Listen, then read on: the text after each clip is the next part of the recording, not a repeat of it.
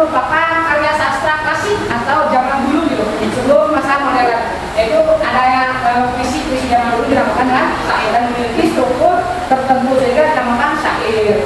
Lanjut. Nah, untuk struktur syair anak-anak ada beberapa yang menjadi ciri khas syair itu tersendiri.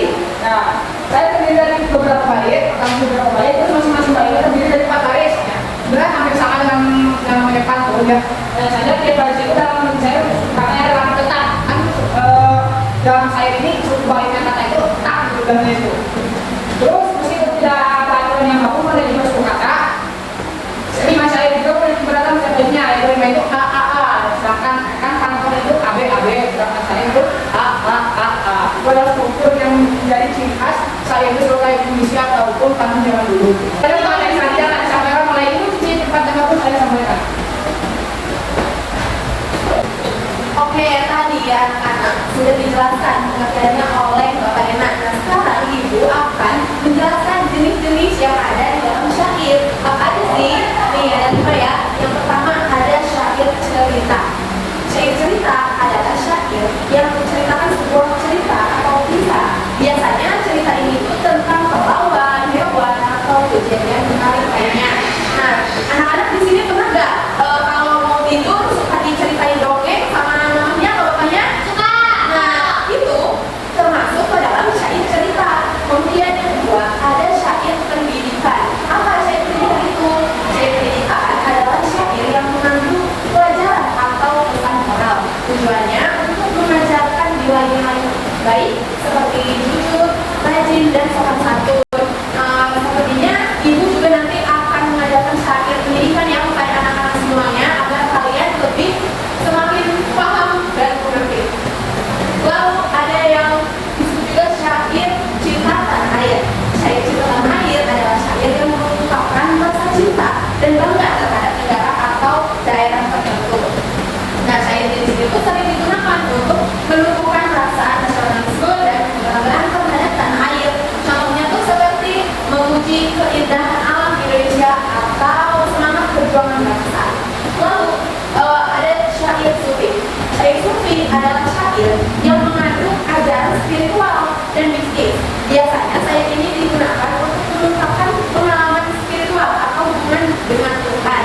Contohnya syair yang mengajak untuk merenung atau mencari kedamaian batin. Lalu ada juga syair rakyat. Syair rakyat adalah syair yang berasal dari budaya masyarakat dan biasanya menceritakan tentang kehidupan sehari-hari atau kebiasaan masyarakat. Contohnya syair tentang kehidupan di desa, tradisi, atau kegiatan sehari-hari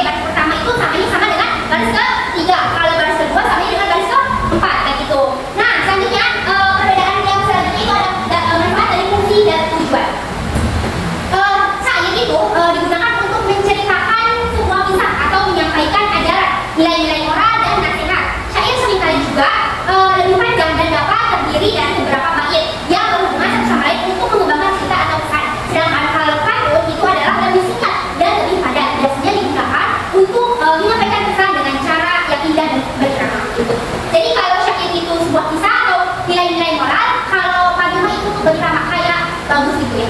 Nah, kalau